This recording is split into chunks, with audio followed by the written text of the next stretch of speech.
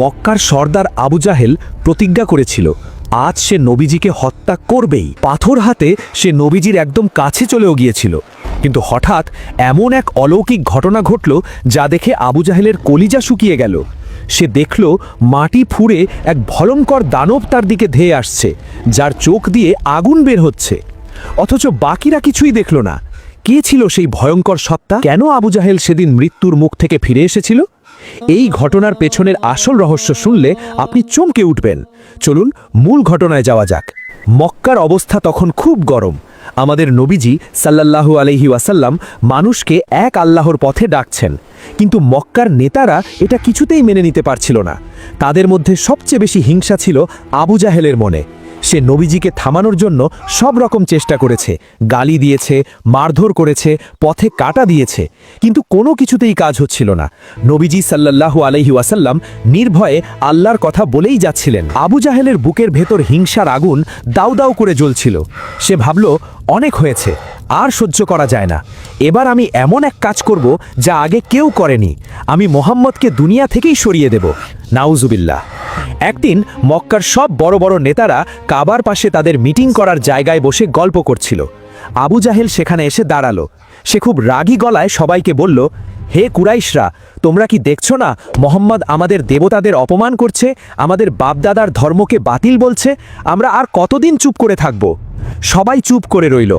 আবু জাহেল তখন লাত ও উজ্জা মূর্তির কসম খেয়ে বলল, আমি আজ প্রতিজ্ঞা করছি, আগামীকাল সকালে মোহাম্মদ যখন এখানে নামাজ পড়তে আসবে এবং নামাজ পড়তে পড়তে যখন সে সিজদায় গিয়ে মাথা মাটিতে রাখবে, ঠিক তখন আমি আসব। আমি আমার সাথে নিয়ে আসব পাহাড়ের সবচেয়ে ভারী আর ধারালো একটা পাথর, এবং সেই পাথর দিয়ে আমি তার মাথায় আঘাত করব। আমি তার মাথা চূর্ণ করে দেব। আবু জাহেলের মুখে এত বড় ভয়ঙ্কর কথা শুনে অন্য কাফের নেতারা খুশি হয়ে গেল। তারা তাকে উৎসাহ দিয়ে বলল, শাবাশ আবুল হাকাম, তুমি যাও, তুমি এই কাজ করো। আমরা তোমাকে কথা দিচ্ছি, কেউ তোমার গায়ে হাত দিতে পারবে না। আমরা তোমাকে সব রকম সাহায্য করব। সেই রাতটা ছিল আবু জাহেলের জন্য এক উত্তেজনার রাত। খুশিতে আর উত্তেজনায় সে সারা রাত ঘুমাতে পারল না। সে শুধু ভাবছিল কাল সকালেই সব ঝামেলা শেষ হয়ে যাবে। শয়তান তাকে বারবার উস্কানি দিচ্ছিল। সে মনে মনে পরিকল্পনা করছিল কিভাবে পাথরটা মারবে, কিভাবে পালাবে। রাত শেষ হয়ে সকাল হলো। সে সোজা পাহাড়ের দিকে চলে গেল।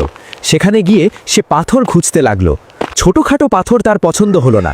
সে খুঁজল এমন একটা পাথর যা একজন মানুষ খুব কষ্ট করে তুলতে পারে। অনেক খোঁজার পর সে একটা বিশাল, ভারী এবং অমসৃণ পাথর পেল। সে পাথরটা কোনো মতে দুই হাতে তুলে বুকে জড়িয়ে ধরল। পাথরটা এত ভারী ছিল যে হাঁটতে তার কষ্ট হচ্ছিল। সে ধীর পায়ে কাবার চত্বরে এসে পৌঁছালো, কিন্তু সে সামনে এলো না। সে এক কোণায় লুকিয়ে বসে রইল, যাতে নবীজি তাকে দেখতে না পান। তার চোখ ছিল শিকারী বাঘের মতো। অন্যদিকে মক্কার অন্য নেতারাও সকাল সকাল এসে কাবার চারপাশে গোল হয়ে বসল। তারা অপেক্ষা করতে লাগলো, আজ এক বড় তামাশা হবে, আজ আবু জাহেল তার কথা রাখবে। তারা একে অপরের দিকে তাকিয়ে শয়তানি হাসি হাসছিল। সূর্য উঠল। মক্কার রাস্তা দিয়ে ধীর পায়ে হেঁটে এলেন আমাদের প্রিয় নবী হযরত মুহাম্মদ সাল্লাল্লাহু আলাইহি ওয়াসাল্লাম। তিনি জানতেন না যে আজ তার জন্য কি মরণ ফাঁদ পাতা হয়েছে। তার চেহারা ছিল শান্ত। তিনি কাবার সামনে এলেন। কাবাকে সামনে রেখে তিনি নামাজে দাঁড়ালেন। আবু জাহেল আড়াল থেকে সব দেখছিল। সে পাথরটা শক্ত করে ধরল। তার হাতের রগগুলো টান টান হয়ে গেল। সে ভাবল, আর কিছুক্ষণ, শুধু আর কিছুক্ষণ, সিজদায় গেলেই কাজ শেষ। নবীজি সাল্লাল্লাহু আলাইহি ওয়াসাল্লাম সূরা পাঠ করলেন, তারপর রুকু করলেন। রুকু থেকে উঠে তিনি সিজদায় গেলেন। তিনি তার পবিত্র কপাল কাবার মাটিতে রাখলেন। তিনি আল্লাহর প্রশংসায় মগ্ন হয়ে গেলেন। এটিই সেই মুহূর্ত যার জন্য আবু জাহেল অপেক্ষা করছিল। কারণ মানুষ যখন সিজদায় থাকে তখন সে দেখতে পায় না তার পেছনে কি হচ্ছে। আবু জাহেল তার লুকানো জায়গা থেকে বেরিয়ে এলো। তার হাতে সেই বিশাল পাথর। সে বিড়ালের মতো পা টিপে টিপে নবীজির দিকে এগোতে লাগলো। কাবার চত্বরে পিন পতন নীরবতা। হাজার হাজার চোখ তাকিয়ে আছে। কারো মুখে কোনো কথা নেই। বাতাসের শব্দও যেন ভয়ে থমকে গেছে। সবাই ভাবছে, এই বুঝি পাথরটা পড়ল। আবু জাহেল নবীজির খুব কাছে চলে এলো। আর মাত্র কয়েক হাত দূরত্ব। সে পাথরটা তার মাথার ওপরে তুলল। এবার সে গায়ের জোরে পাথরটা ছুঁড়ে মারবে। কাফেররা ভাবল, ব্যাস, কাজ শেষ। কিন্তু ঠিক সেই মুহূর্তেই ঘটল এক অভাবনীয় এবং অলৌকিক ঘটনা। পাথর মারার ঠিক আগ মুহূর্তে আবু জাহেল হঠাৎ থমকে দাঁড়িয়ে গেল। তার শরীরটা যেন বিদ্যুতের শকে কেঁপে উঠল। তার চোখগুলো বড় বড় হয়ে গেল। তার হাত থেকে সেই বিশাল পাথরটা ধপাস করে মাটিতে পড়ে গেল এবং পাথরটা তার নিজের পায়েই আঘাত করল। কিন্তু ব্যথার দিকে তার কোনো খেয়াল নেই। সে উল্টো পায়ে সরে আসতে লাগলো, যেন তার সামনে সাক্ষাৎ মৃত্যু দাঁড়িয়ে আছে। তার মুখ ভয়ে হা হয়ে গেছে। সে তার দুই হাত মুখের সামনে তুলে ধরল, যেন সে নিজেকে কোনো কিছুর আক্রমণ থেকে বাঁচানোর চেষ্টা করছে।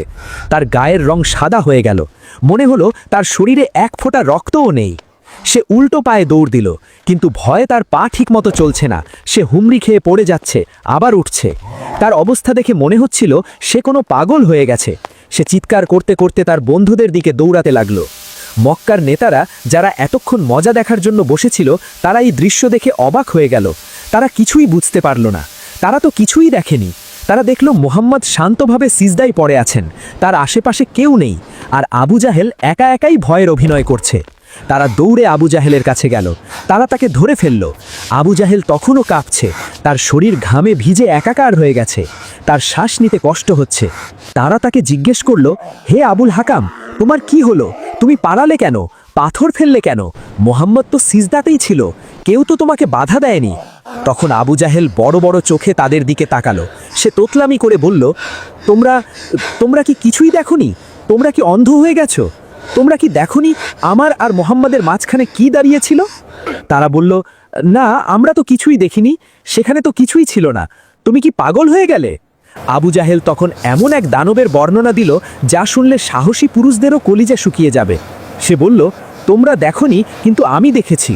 আমি যখনই তার কাছে গেলাম, হঠাৎ মাটি ফেটে আমার সামনে এক ভয়ঙ্কর দৃশ্য ভেসে উঠল। আমি দেখলাম এক বিশাল উট। না, ওটা কোনো সাধারণ উট ছিল না, ওটা ছিল এক দানব। তার মাথাটা আকাশ ছোঁয়া, তার শরীরটা পাহাড়ের মতো। সে আরও বলল, তার দাঁতগুলো ছিল বিশাল বড় বড়, আর তার চোখ দিয়ে আগুন বের হচ্ছিল। সে আমার দিকে হাঁ করে তাকিয়েছিল। তার সেই ভয়ঙ্কর রূপ দেখে আমার হাত অবশ হয়ে গেল। আমি যদি আর এক কদম এগোই, তবে ওই দানব আমাকে চিবিয়ে খেয়ে ফেলত। আবু জাহেলের কথা শুনে মক্কার নেতারা একে অপরের দিকে তাকাতে লাগলো। তাদের চোখ মুখে অবিশ্বাসের ছায়া। তারা ভাবল, আবু জাহেল হয়তো মনের ভুলে এমন কিছু দেখেছে, কারণ সেখানে তারা তো কিছুই দেখেনি। তারা আবু জাহেলকে সান্ত্বনা দিয়ে বলল, আবুল হাকাম, তুমি শান্ত হও। এটা নিশ্চয়ই মুহাম্মাদের কোনো জাদুকরি চাল। সে তোমাকে ভয় দেখানোর জন্য তোমার চোখের ওপর জাদু করেছে। আসলে ওখানে কোনো দানব বা উট ছিল না। আবু জাহেল তখনও কাঁপছে। সে ঢোক গিলে বলল, তোমরা একে জাদু বলো আর যা খুশি বলো, কিন্তু আমি নিজের চোখে যা দেখেছি তা আমি ভুলতে পারছি না। ওই প্রাণীটি যদি আর এক সেকেন্ড সময় পেত, তবে আমাকে জ্যান্ত চিবিয়ে খেয়ে ফেলত। আমি আর কখনো মোহাম্মদের কাছে যাওয়ার সাহস করব না। অন্তত সে যখন নামাজ পড়ে তখন তো নয়ই। এদিকে আমাদের প্রিয় নবী হজরত মোহাম্মদ সাল্লাল্লাহু আলাইহি ওয়াসাল্লাম অত্যন্ত ধীর স্থিরভাবে তার নামাজ শেষ করলেন। তার মধ্যে কোনো ভয় নেই, কোনো অস্থিরতা নেই। তিনি সালাম ফিরালেন। তারপর তিনি জায়গা থেকে উঠলেন। আবু জাহেল এবং তার সঙ্গীদের দিকে তিনি একবারের জন্য তাকালেন না। তিনি জানতেন তার রক্ষাকর্তা স্বয়ং আল্লাহ। তিনি ধীর পায়ে সেখান থেকে চলে গেলেন। পরে সাহাবীরা এই ঘটনা সম্পর্কে জানতে পারলেন। সাহাবীরা নবীজিকে জিজ্ঞেস করলেন, ইয়া রাসূলুল্লাহ, আজ কাবার চত্বরে কি ঘটেছিল? আমরা শুনলাম আবু জাহেল আপনাকে পাথর মারতে এসে ভয়ে পালিয়ে গেছে। সে নাকি এক বিশাল দানব উট দেখেছে, কিন্তু আমরা বা অন্য কেউ তো কিছুই দেখিনি। আসল ঘটনাটা কি? নবীজি তখন মুচকি হাসলেন। তার সেই হাসিতে এক গভীর রহস্য ছিল। তিনি সাহাবীদের দিকে তাকিয়ে বললেন, আবু জাহেল যা দেখেছে তা সত্য। সে কোনো ভুল দেখেনি। সে আমার এবং তার মাঝখানে যে বিশাল প্রাণীটিকে দেখেছে, ওটা কোনো সাধারণ উট ছিল না। ওটা ছিলেন স্বয়ং ফেরেশতা জিব্রাইল আলাইহিসসালাম। সাহাবীরা অবাক হয়ে গেলেন। জিব্রাইল আলাইহিসসালাম উটের রূপ ধরে এসেছিলেন? নবীজি বলতে লাগলেন, হ্যাঁ, আল্লাহ আজ জিব্রাইলকে পাঠিয়েছেন আমাকে রক্ষা করার জন্য। আবু জাহেল যখন পাথর নিয়ে আমার দিকে আসছিল, তখন জিব্রাইল আলাইহিসসালাম এক ভয়ঙ্কর এবং বিশাল পুরুষ উটের রূপ ধারণ করে আমার সামনে দাঁড়িয়ে গিয়েছিলেন। তার চেহারা ছিল হিংস্র, তার দাঁতগুলো ছিল ধারালো, আর তার চোখ দিয়ে আগুনের মতো ক্রোধ বের হচ্ছিল। সে হাঁ করে অপেক্ষা করছিল কখন আবু জাহেল কাছে আসবে। এরপর নবীজি এমন এক কথা বললেন, যা শুনলে কলিজা কেঁপে উঠবে। তিনি বললেন, আল্লাহর কসম, যদি আবু জাহেল আর এক পা সামনে বাড়ায়, যদি সে আমার শরীরের দিকে হাত বাড়ায়, তবে জিব্রাইল আলাইহিসসালাম তাকে সবার চোখের সামনেই ধরে ফেলতেন এবং তাকে ছিঁড়ে টুকরো টুকরো করে ফেলতেন। তার শরীরের একটা হাড়ও আস্ত থাকত না। মক্কার মানুষ দেখত আবু জাহেলকে এক অদৃশ্য শক্তি কিভাবে ছিঁড়ে খাচ্ছে। আল্লাহু আকবার! চিন্তা করুন আল্লাহর কুদরত। আল্লাহ তার হাবিবকে রক্ষা করার জন্য আসমানের সবচেয়ে বড় ফেরেশতাকে পাহারাদার হিসেবে পাঠিয়ে দিয়েছেন, আর সেই ফেরেশতা এমন রূপ ধরেছেন যা দেখলে পৃথিবীর সবচেয়ে বড় সাহসী মানুষেরও হার্ট অ্যাটাক হয়ে যাবে। এই ঘটনার পর আবু জাহেল বেশ কিছুদিন অসুস্থ ছিল। ভয়ে তার জ্বর এসে গিয়েছিল। সে তার ঘরে শুয়ে থাকত আর বিড়বিড় করত, ওই চোখ, ওই দাঁত। কিন্তু মানুষের স্বভাব বড়ই অদ্ভুত। যখন বিপদ কেটে যায় তখন সে আবার তার আগের রূপে ফিরে আসে। আবু জাহেলও তাই করল। কয়েকদিন পর তার জ্বর কমল। তার সঙ্গীরা তাকে বোঝাতে লাগলো, আরে ওটা তো মনের ভুল ছিল, ওটা জাদু ছিল, শয়তান তাকে আবার উস্কানি দিল। আবু জাহেল ভাবল, হ্যাঁ তাই তো, আমি কেন ভয় পাচ্ছি? আমি মক্কার সর্দার, আমি মুহাম্মদকে ছাড়ব না। সে ভুলে গেল সেই ভয়ঙ্কর দানবের কথা। সে ভুলে গেল আল্লাহর সেই সতর্ক বার্তার কথা। তার অহংকার আবার মাথা চাড়া দিয়ে উঠল। সে আবার নতুন করে ইসলাম ধ্বংসের পরিকল্পনা করতে শুরু করল। সে ভাবল, এবার আমি একা যাব না, এবার আমি দলবল নিয়ে যাব, দেখব মুহাম্মদকে কে বাঁচায়। কিন্তু সে জানত না আল্লাহ তাকে ছাড় দিয়েছেন কিন্তু ছেড়ে দেননি। কাবার চত্বরে আল্লাহ তাকে শুধু ভয় দেখিয়ে ছেড়ে দিয়েছেন, কারণ তার মৃত্যু সেখানে লেখা ছিল না। তার জন্য আল্লাহ আরও অপমানজনক এবং আরও যন্ত্রণাদায়ক মৃত্যু লিখে রেখেছেন। সেই দানব উট তাকে খায়নি ঠিকই, কিন্তু তার জন্য অপেক্ষা করছে এর চেয়েও বড় শাস্তি। আবু জাহেলের এই বাড়াবাড়ি এবং সীমালঙ্ঘন যখন চরমে পৌঁছালো, তখন আল্লাহ আরবের মুসলমানদের হিজরত করার হুকুম দিলেন। নবীজি মদিনায় চলে গেলেন। কিন্তু আবু জাহেল সেখানেও শান্তি পেল না। সে মদিনায় আক্রমণ করার জন্য এক বিশাল সেনাবাহিনী প্রস্তুত করল। সে কসম খেল, মুহাম্মদ এবং তার ধর্মকে পৃথিবী থেকে মুছে ফেলব। সে তার 1000 সৈন্যের বিশাল বাহিনী নিয়ে বদর প্রান্তরের দিকে রওনা দিল। তার পরনে ছিল লোহার বর্ম, হাতে ছিল চকচকে তলোয়ার। সে ভাবছিল আজ তার বিজয়ের দিন। কিন্তু সে জানত না বদরের মাঠে তার জন্য জিব্রাইল আলাইহিসসালাম আবার অপেক্ষা করছেন। বদরের প্রান্তর, একপাশে আবু জাহেলের নেতৃত্বে 1000 সুসজ্জিত কুরেশি সৈন্য। তাদের কাছে ঘোড়া, উঁট, তলোয়ার, বর্ম সব আছে। আর অন্য পাশে আমাদের প্রিয় নবী হজরত মুহাম্মদ সাল্লাল্লাহু আলাইহি ওয়াসাল্লামের নেতৃত্বে মাত্র 313 জন সাহাবী। তাদের অনেকের পায়ে জুতো নেই, হাতে ভালো তলোয়ার নেই, কিন্তু তাদের সাথে আছেন স্বয়ং আল্লাহ এবং তার ফেরেশতারা। আবু জাহেল লোহার বর্ম পরে হাতির মতো দুলছিল।